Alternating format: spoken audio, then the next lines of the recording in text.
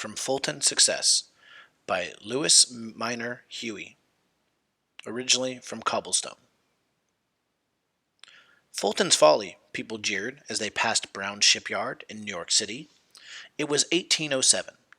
Brown's was the site where inventor Robert Fulton and his partner, Robert R. Livingston, Jr., were building a very strange boat.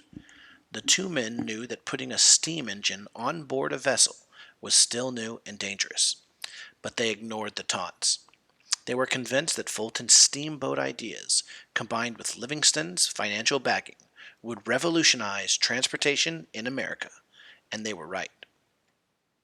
On August 17th, after devoting about 5 months to its construction, Fulton launched a vessel that measured 150 feet long and 13 feet wide and 9 feet deep.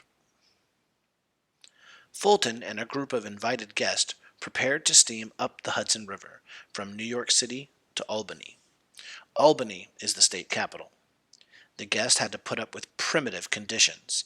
There were no cabins, no beds, and a roaring, uncovered steam engine mounted in the center of the boat.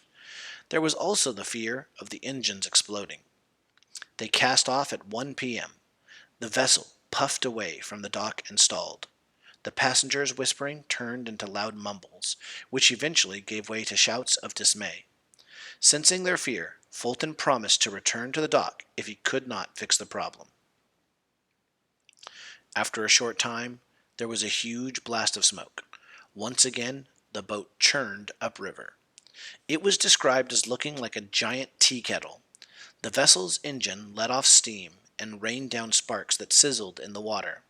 The noise was deafening, but the boat was moving. The passengers cheered.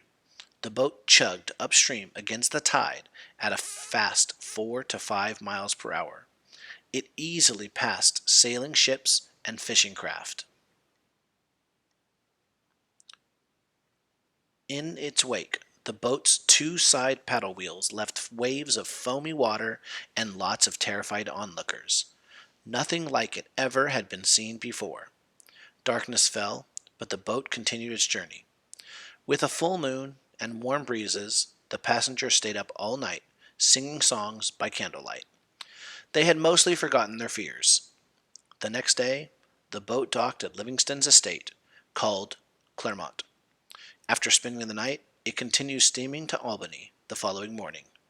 It pulled into that city at 5 p.m. on August 19th.